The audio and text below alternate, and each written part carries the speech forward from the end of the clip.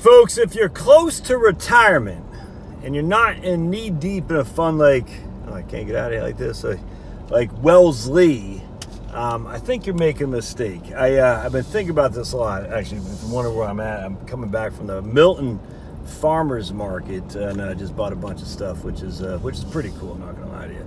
I love farmers markets. I just love everything about farmers market. From the dogs, the kids walking around, everything makes me happy when skies are gray. All right, so anyway, a couple guys, a guy and his wife saw me, met me. I didn't know them, but they know me from the YouTube channel. They came up to me and said, "Are you Josh Scanlon?" I said, "Yes." And he punched me in the face. Just joking. He's a subscriber, which is pretty cool. All right, and there goes my daughter, Chloe, right? She'll be right coming around the mountain when she comes. Right there, she joined me. That's her in that mini right there. She'll be coming around the mountain when she comes. When she comes. All right. Anyway, I can't get over the feeling that I can't get over this feeling that the leveraged buyout, the collateral debt obligations. I know the CDOs, I get it. That's kind of like yes, as soon as I get it. The leveraged buyout, all that stuff from, oh, Chloe, all right, she really slow that guy speeding Gonzalez there, is what allowed for the markets to go up so much. And I shared a Matt Stoller from Big on Substack, Stoller. Huge fan of this guy's writings, huge fan.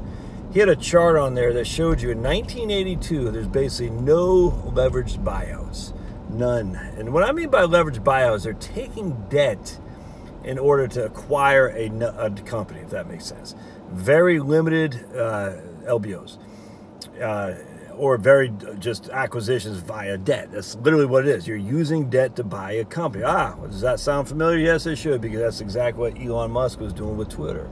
Leveraging debt is leverage in order to raise the capital to buy something else. So when you think about this, in 1982, we had Paul Volcker supposedly destroyed inflation with high interest rates, which we all know is silly because they were raising rates well before 1982 and inflation kept going up and up and up and up. All right, but then what actually happened is we had globalization under Reagan, I grant you, but don't forget, this started under Nixon with China, Carter. I mean, he was deregulation, you can't just attribute it all to Reagan. You can't, or the Republicans. It's kind of like what Matt was saying, Matt Stoller, about the anti-monopolists. So basically, the monopolists took over in 1982 under the Federal Trade Commission, and they've been running rampant ever since, to include under Clinton, under Obama, under Trump, under the Bushes, the whole thing.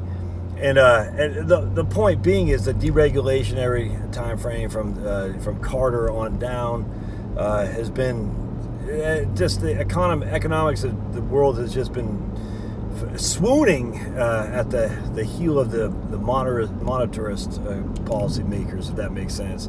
Globalization at all times, deregulation at all times, and all that. And my concern is that we have squeezed that lemon as hard as we can. There's not much lemon juice to get. So what happened was these companies, they merged, they bought out, they used stock equity, they used all this stuff with debt leverage to buy other companies. And that generated huge profits, but it wasn't because of merger so much as because they started outsourcing everything overseas. And so now we're selling our products, or we're literally importing products that we used to make here, and the same big companies now are becoming more monopolistic, which actually reduce prices, which allow for people to say, hey, monopolies actually make the economy more efficient, as we can see by the prices declining. But you're like, no, the prices didn't decline because of monopolies. They declined because of outsourcing. Now, what monopolies do is they kill competition, 100%.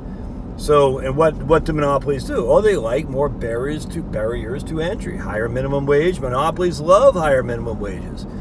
More regulation. Monopolies love regulation because the competition can't pay for the lawyers and all that crap to compete. So monopolies, and we're seeing that with Amazon, Walmart, fight for 15. Yeah, we're going to do it. It's crazy. Anyway, so from 1982 to 1999, happened almost to the day, coincide with the lack of regulation on monopolies. On top of that, the globalization, which just took over like crazy. You know what I'm saying? And then 2000 comes along with the dot-com bubble, which everyone knew was a bubble. But, you know, it killed a lot of people financially, for sure. I mean, they just got greedy, man. Then September 11, 2001 came in. And I don't want to get too deep into that because I have my theories about that whole action, actually. I don't want to talk about right here, but let's just say how convenient, if that makes sense. All right, so then we got that, and then, you know, the markets kind of came back. They didn't do gangbusters from 2003 March till 2007 October. They did okay, but they did decently, but not gangbusters. Then the financial collapse of 2008 came down the pike, and basically all that did was it made the banksters even that much more wealthier. No other way around that. Hank Paulson, all that, basically said if we don't have massive bailout, it's going to be end of the economy as we know it. It was just all fake. All smoke and mirrors, all fake. But that did lead to this insane run-up of inflation amongst asset prices. Not amongst consumer prices, mind you, asset prices. They said inflation of asset prices will give us this wealth effect where people feel wealthier, they'll spend more, thus causing higher growth in domestic product because GDP, 70% of GDP is from consumer spending. Now, that never came to fruition. It was all fake, all smoke and mirrors. But now we're at the end of that cycle. I really believe this. And now, I mean, I'm telling you, man, and look, don't freaking just invest because some dude on YouTube, me, but I'm just thinking about this, man. It's like you're saying, wait a second now. If the end of the easy growth of the economy in terms of squeezing out profits from sending the labor overseas is coming to an end, and I truly believe it is, and now the monopolies are starting to get a little bit of a pushback from both the left and the right now. You see what I'm saying? What is that going to do to corporate profits? And again, stocks are based on two things and two things only: stock returns. Profits, earnings growth year over year plus dividend yields. That is it. Earnings growth year over year plus dividend yield. So if earnings growth year over year gets declined because of more regulatory environment, on top of that, less ability to squeeze out easy money profits from a basically empty carbohydrates, if that makes sense. We don't talk about because of cheap labor we can get overseas. You know, that's going to hurt corporate profits too. That doesn't mean they're not going to make any money. I just don't see them making the kind of money we've been accustomed since 1982. I don't. So you take away 2000 and 2001, which again was September 11th, and then 2000 was just a simple, normal bear market. 2001 was an act of war against America. Which led to us insane wars and whatnot. And again, I fell for this. I know you did too. We all fell for it. It turned out to be all fake, man. It was all fake just to get us to take our eye off the ball. But 2000 up until 2001 was just a run-of-the-mill bear market, man. No different than 1973 to 74, 68 to 71. No different than any of these times. You know what I'm saying? From, was it 1940? I can't remember. But a typical run-of-the-mill bear market, which became in 2002, a dastardly bear market because of the reaction to war and then September 11th. All right. Part two of this, then, of course, you have the great financial crisis, which was literally attributed to basically no underwriting on homes. I mean, that was stupid, and then a lot of people got hurt badly because of that. All right, so and again, another significant bear market, but that's it, man. Since 1982, we've had just insane amount of growth in the equity markets. 1982 to 2022, the markets for 40 years have just gone barnstorming. 3 of those 4 decades are freaking insane. Like from 1982 to 1999, I think we averaged 17% a year. From 2009 to 2022, I think we've averaged 15.5% a year. Sandwiched between, we had the odd sandwich between that, which would have been just 2 run-of-the-mill bear markets, but because of insanity, a war, September 11th, and then insane mark-to-market accounting, it was more extravagant. It just lasted longer. All right, so now here we are today. The easy money has been gotten. We're going into an economy that is going to be higher prices for labor.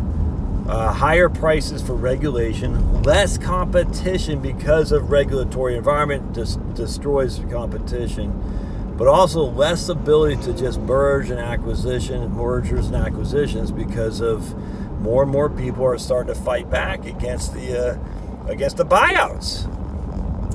And so that just tells me that when the markets go south because of the earnings growth slowing, if not outright just going to the negative, it can be pretty gruesome. And I always revert back to Japan.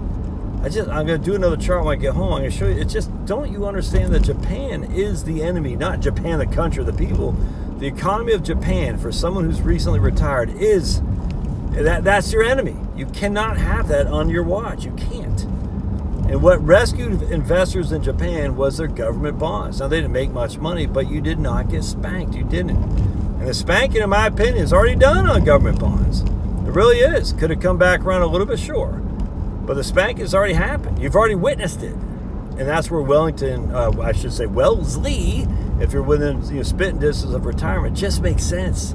As corporate bonds, government bonds, and dividend-paying stocks, but the bonds outweigh the stocks. For someone about to retire, I just think it's worth taking the risk-off approach as opposed to risk-on. Now, I downshifted 3 months ago to Wellington, so by far and away my biggest holding is Wellington, which has 30% bonds, which is the most I've ever had for any extended period of time. I mean, I had a little bit of bonds in 2008, 2009, I guess, for like 3 weeks essentially, but I didn't have any money then. But now I have some money, and I have never had this many bonds, just because I think the bond market has a lot more upside on the short term than the stock market. For me as an investor, a longer term investor, but if I'm about ready to retire, I'm a shorter term investor to protect my assets. And I just think bonds look better than stocks for the next couple of years. And as such, I'd be loading up on Wellesley or a fund like that. All right, love your thoughts.